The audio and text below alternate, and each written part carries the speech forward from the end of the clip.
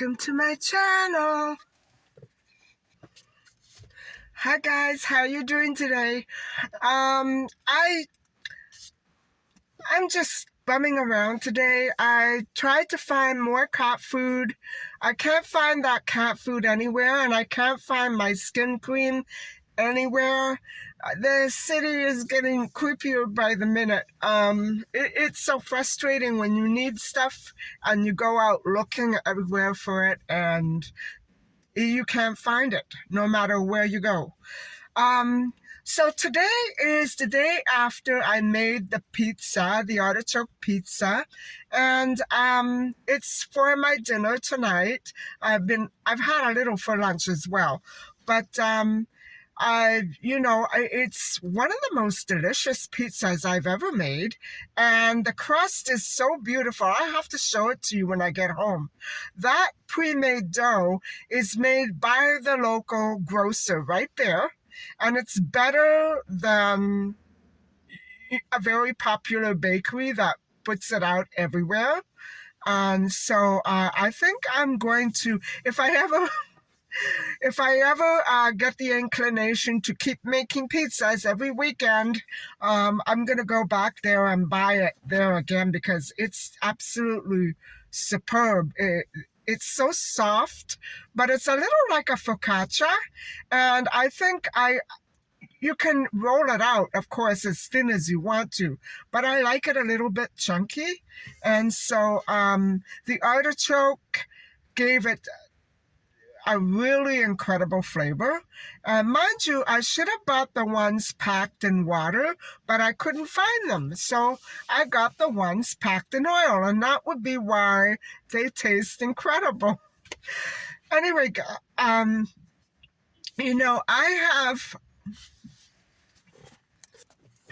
have been trying to edit my film for I think you would have already seen it by now. I uploaded it last night, and I have to tell you that it was the most insane footage I've ever had to edit. Normally, I don't have to edit anything. I just put them together and off they go. But for whatever reason, my camera kept falling over, and for some reason, when I transferred the film, it came out in duplicates. And even though I was able to cut out other parts of the videos that happened at the local grocer and stuff, I was able to edit them out perfectly. This one, my God, guys. No matter how many times, I've edited the movie 8 times, and I could not get rid of that repetitive, I don't know what it is. I did film it with an old camera, an old device, and so that would be part of the problem, but I was able to edit everything else except for the piece on the road at Yvonne LaRue's dump site. And so let me tell you, that was freaking incredible. I didn't think that I would be able to keep a straight face. I thought I would run out of there screaming. It was a nightmare for me, guys. They say you should face your fears. I have been trying to avoid the dump site for ages now, for at least 2-3 weeks. And little did I know, I kept driving past it because I didn't know it was there. And so not even on a map do they show you that it's accessible on that street, which wouldn't make any sense. It's not on the map. They give you a whole detour. No. It's incredibly dangerous there because the paved road is about this narrow, and it's all dirt on either side, and there's a steep cliff, so you can't even turn around or back up. You'll go in, oh my God. I edited that movie a total of 8 times, and I just don't understand what happened. I don't understand it. It's very creepy.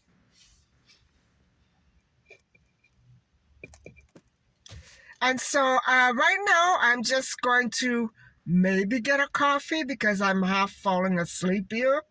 I woke up so early, and I don't want to go back to sleep because then it's going to be hard for me to wake up and go to mass. Um, so I think I'm going to try to stay awake, and it's going to be a long one tonight. I'm debating on whether or not I should go tomorrow and be done with it.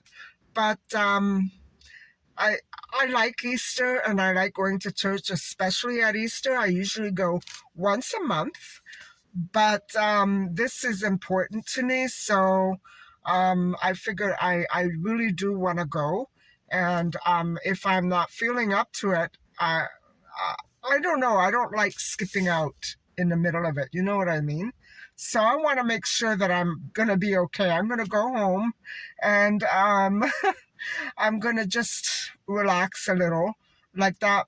The pain in my back from answering all your comments, which I love to hear. I do have a very painful back right now, and it might be all the nervous tension from the other day when I was filming at the dump site. So I don't know, guys.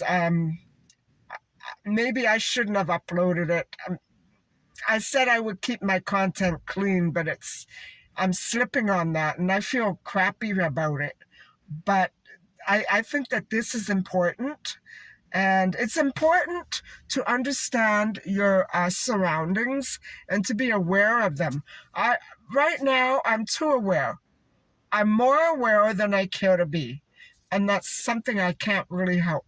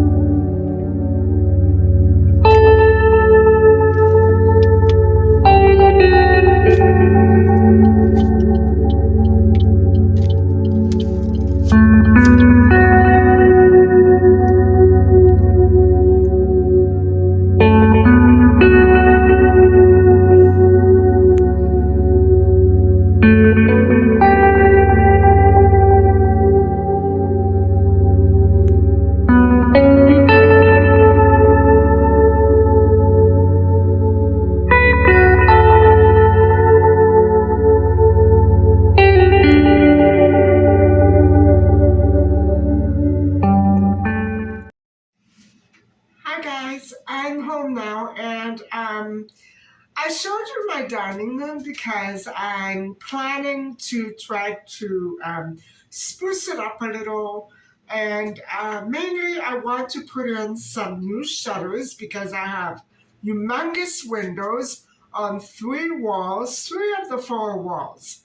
And so, I really need to block out some of that sunlight because it's starting to have an effect on the furniture. So, and I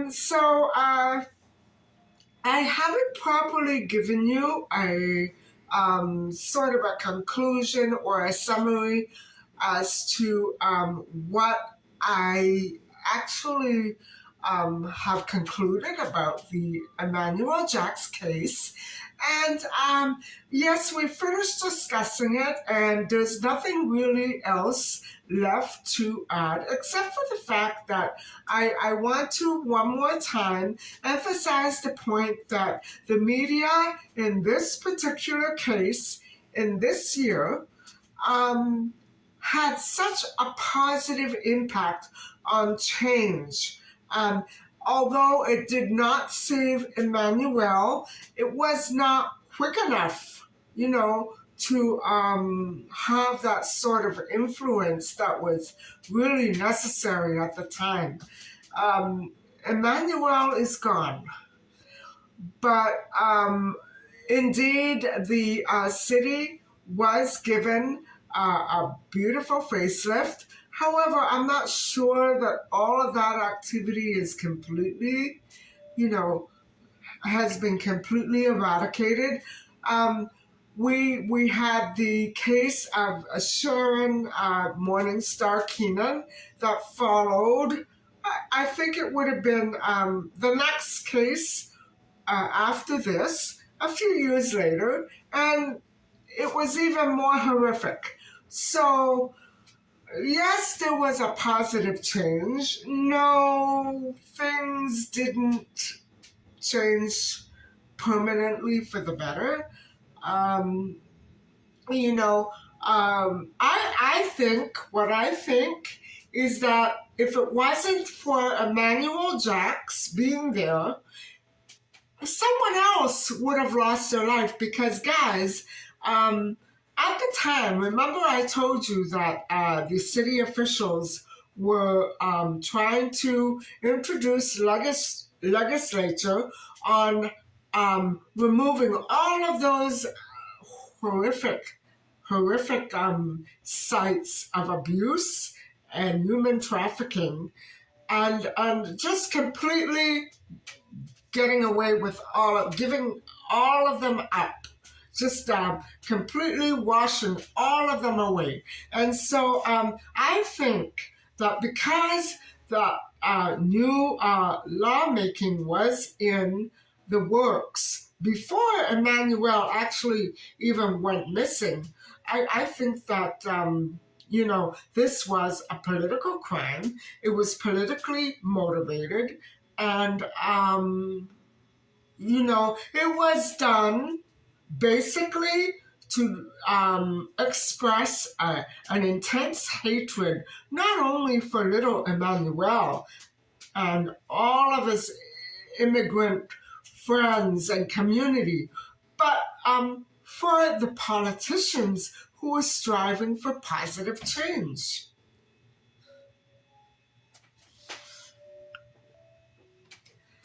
And so, it was an important case in the sense that it woke a lot of people up. It woke so many people up, but not nearly as many as maybe should have been for the change to become, how do I say it, universal and worldwide.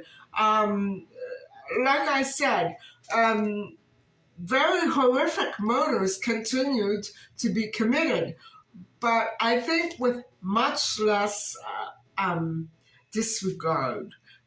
For I'm not saying that the actual murders that were committed after were better. No, that's not what I meant to say. What I meant to say that the city was greatly improved, and there was a much more conscious respect for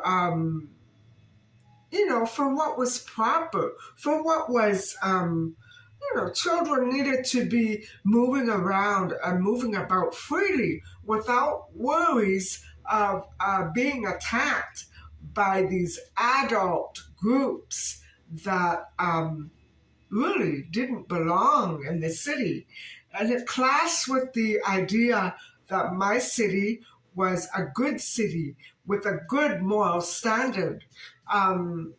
That standard was never met in 1977. And so, I will never be able to fully condone what the leaders, I can't condone what was going on. I can't condone the fact that human trafficking was used in my city as a way to make profit. I can't condone any of that. I can't condone that those ridiculous disregard disregardings for human life um, ended up. It ended up in tragedy. I can't condone that. And so, even though I know that there was a conscious effort there, for me, it you know, I it spelled failure. It spelled out misery and disregard for human life. But I never heard of this case until last week. How can that be? I have been living in a complete plastic bubble. Plastic because it's not real. Bubble because it's shielded. I'm shielded from all the horrific crimes that went on around me, and I was oblivious of it. If I really want to blame anybody, it would be me for not picking up a paper when I was 15 years old and reading it, actually, because I was so, involved in my own life. Um, so, also my parents never spoke of it. They heard about this case for sure, but they never ever spoke of it in front of me. I find that weird. Um, and so, guys, my conclusion is that even though Emanuel Jaques is gone, some good did come out of this horrific crime. And thank my lucky stars, thank our lucky stars, that these four men have been put away. They're not coming out. They're trying to come out, but they're not. And if they stop to think a bit about what they really intended to prove with all this, they'll know that they don't stand a chance. Our society doesn't need people like that. I'm sorry that they were pushed to that limit, that they felt that they had to kill a little boy to make themselves feel good. I'm sorry that it had to come like that to that, but I think in a way I was right that it's a lost cause to expect people like that to get rehabilitated. Look at Michael Rafferty. Um, the same category. The same category. Look at Calvin Hoover.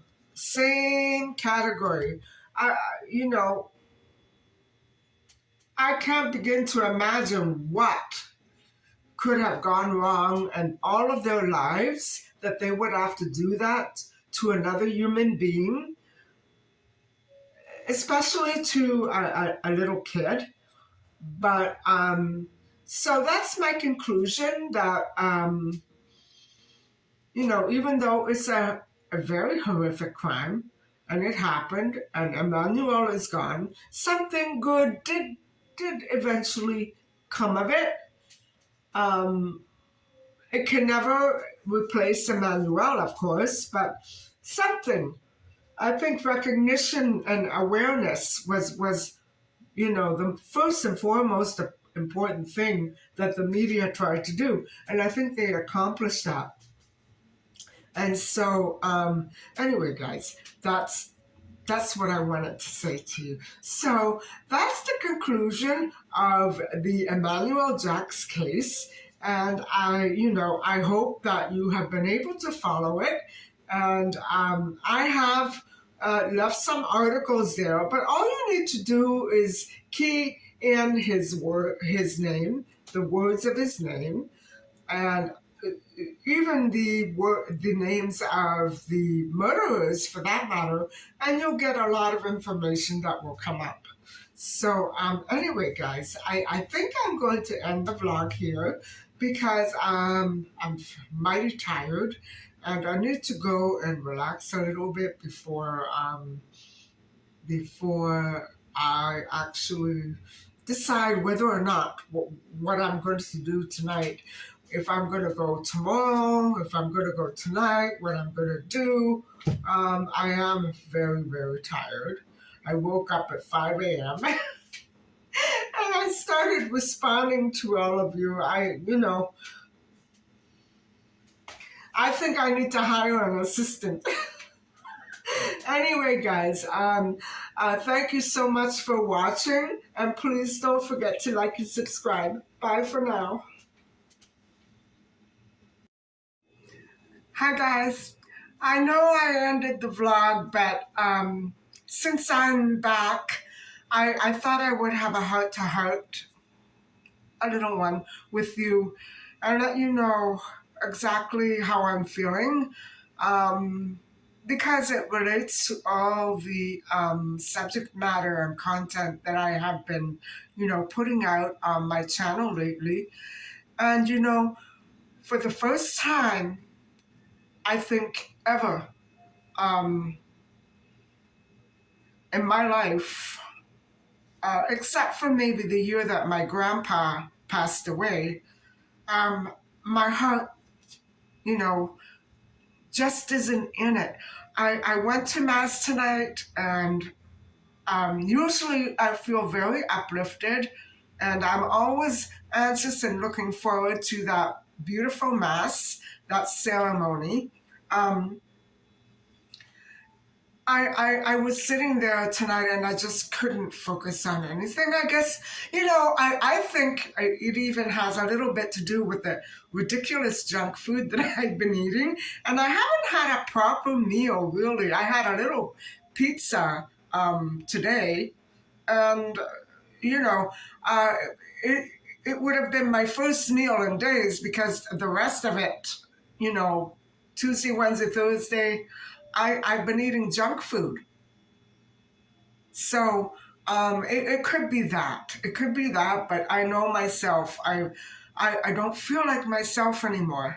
And this is going to take some healing. And I'm not even touched by it. I mean, I'm touched by it, but not directly. And, so I just thought I would let you know that perhaps this content is just not for my channel, but I will be cutting back. And so bear with me. I do need to address these issues that they're still around, guys. They're still around, even if they're old. I'm deliberately picking very old cases. There are some that I just won't do. But so bear that in mind when you're listening to all this. There are some that I'm deliberately leaving out. And so I don't know what the next one will be, but there will be one sometime next week. And so, guys, I hope you're having a wonderful day. And I'm not going to ask you to like and subscribe because I already did that. But please stay safe and stay happy and stay blessed. Or you could stick around and watch me make my sauce for tomorrow. It'll be one less thing that I have to do. And so it's up to you. You decide.